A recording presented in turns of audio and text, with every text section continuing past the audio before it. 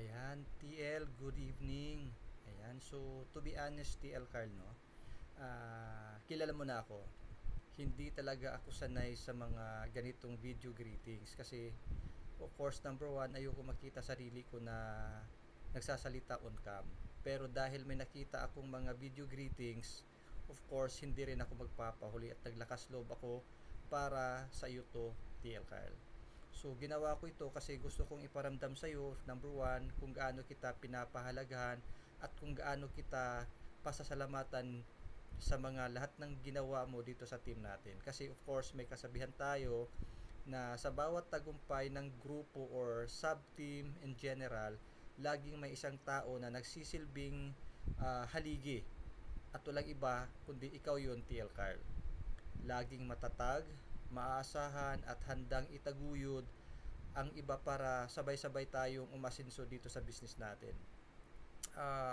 Ang katunayan niyan, patagal-tagal na rin tayong magkakasama dito sa business natin. Mula noong nagkaroon ka ng Wolfie, pinakita mo na kung ano ang tunay na kahulugan ng pagiging isang leader. Hindi lang sa salita of course, kundi sa gawa.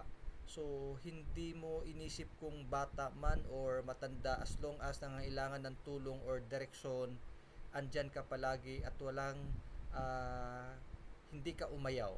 So, nandyan ka palagi kahit napagod ka, hindi ka nagrereklamo. So, at the same time, marami ka na-inspire na maging mas mabuti dito sa negosyo natin. Hindi lang sa negosyo, kundi sa pananaw, sa buhay. Number one yan. At pinakita mo sa kanila ang tagumpay ay hindi lang tungkol sa pag-angat ng negosyo mag-isa, kung magkano or gaano kalaki yung kanyang kinita, kundi sabay-sabay mong tinuro sa kanila kung paano umangat bilang isang pamilya.